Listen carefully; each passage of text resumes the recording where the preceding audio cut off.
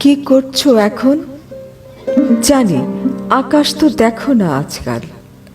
কবিতা পড়ো?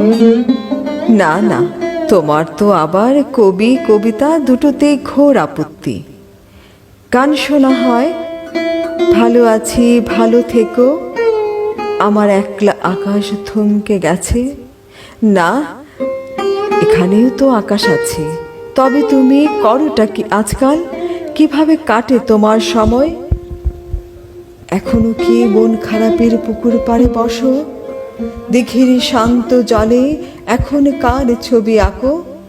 ওফ, এখানেও তো আকাশ আছে। তার মানে আজকাল পুকুর পাড়েও যাওয়া হয় না তোমার। তবে তুমি করোটা কি এখন? কিভাবে কাটে তোমার সময়? আমি আছি আগের মতোই। খুব ভোরে ঘুম থেকে উঠি, প্রত্যাহিক প্রার্থনা শেষে দুজনের পাশাপাশি হেঁটে যাওয়ার পথটা পায়ে হাঁটি।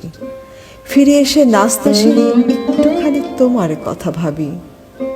অফিসে যাবার পথের দুয়ারে দাঁড়ানো এক জোড়া চোখের তৃপ্ত অভাব অনুভব করি। লাঞ্চ আওয়ারে একটা ফোন কল, খেয়েছো? সন্ধ্যায় ফেরার বেলায় সেই পথটা ধরেই ফিরি। ওপরে কৃষ্ণচূড়া, পায়ের পাশ ঘেঁষে বেছানো বকুল। আঙুলের শূন্যতাগুলো তোমাকে মনে করিয়ে দেয়।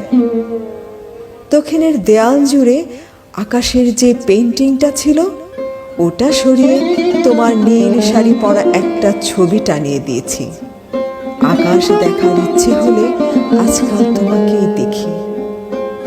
বদলে যাওয়ার চেষ্টায় কেবল এতটুকুই বদলাতে পেরেছি।